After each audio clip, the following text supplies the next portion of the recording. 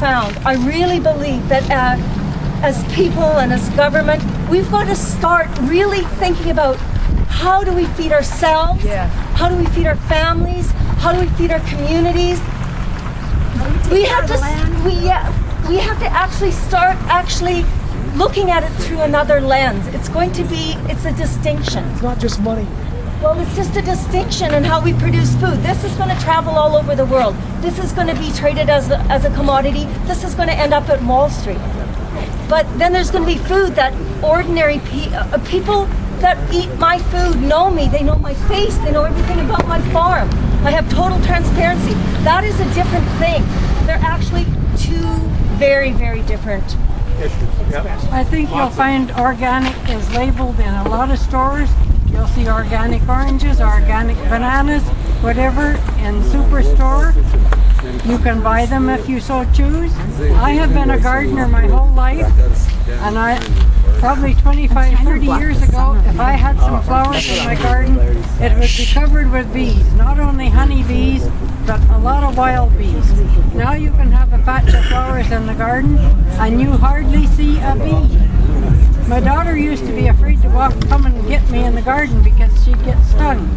I was comfortable working in amongst the bees. They didn't bother me.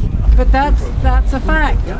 And if you have a patch of flowers in your garden now, you hardly see a wild bee. The odd bumblebee, the odd yellow jacket wasp, but there isn't those little mason bees and all these other wild bees. They just aren't out there anymore because all the fields around your garden is sprayed with stuffed pesticides. We have about 4% of our population right now that eats natural, organic, and I think we really need to have the choice, the freedom to choose on all products, whether there's genetically modified products and that. Those 4% of people are growing, and from a 0% 15 years ago to 4%, where will we end up at 8%? Will we end up at 10%? Joel Salatin, the fellow for Polyface, and he says that at about 5 to 7% is going to be a tipping point, and it'll actually all of a sudden start making a difference. So let's just keep it growing here, but we still need the choice. We need the choice to know whether. I agree. Yeah. If the organics are labeled in the stores, then the GM product should be labeled as well. Yes. Exactly, yeah. All right.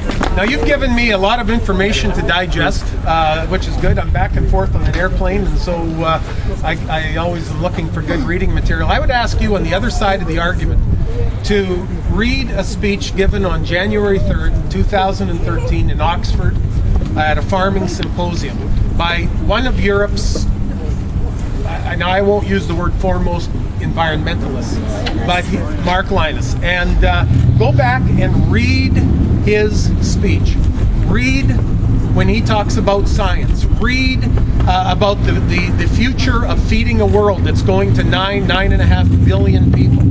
And read his speech. I will read your speech. I will commit to you to that I will read to that. How much was he paid? Because so many people. You're throwing. You tell me. I mean, he wasn't. Know, but I have read that Okay, whole good. thing. I've Okay. read it. So all I would ask is that all of you take the advantage of what they have read and read the speech, and that gives you a little bit to digest as well. I will read your information, and we'll work this thing through. I don't want to deceive you into thinking. I do farm, and I have used GMO.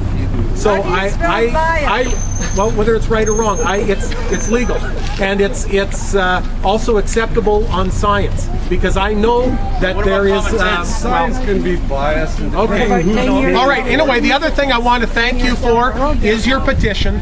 I will take this petition. I'll present it in Parliament for you. And again, that's the beauty. That's the beauty of this kind of country that we live in. We can have differences of opinion and still respect each other. Don, I respect you. I respect that some people have said, I don't want to do it the way others are doing it, and they've stepped out of the box, and they've done that. And congratulations. Congratulations. Europe. Well, not all. Yeah. Yeah, they've banned all Okay. GM Well, anyway, as well as our Okay. beef. We So don't anyway, get I'll beef present into it. I this thank you very much. How do you And, spell you're Mark welcome. Lyons' name? Mark Lynas. In Europe, they don't even Mark use color Lynas, and red it is in the their jobs. We put it in January 3rd speech that he gave at Oxford University. He's got an Then you article also in need McLean's the as well. read Oh, yeah, the so- Pretty much full American of Science Journal of last month, McLean's. which it clearly indicates that our scientists in the US are complaining that they cannot fully say what they want because it doesn't suit the person that finances their research. Well, let's So talk that- about that- our deformed salmon that the federal All right. doesn't release So thank you very much. I went after one, so I got another. So I think everybody here would like to thank you for coming out. Okay. I know there's been a lot of tension. We'd like to thank you for. I don't feel it. Hey, I'm involved in a business where there's always tension, and I just appreciate that you have your points of view and you feel like you can come, and you should always be able to, because that's an open door right there. And if you come in as an individual or you come as a group, I commend you for doing it, for standing up for what you believe. I respect your opinions, although I don't agree with all of them.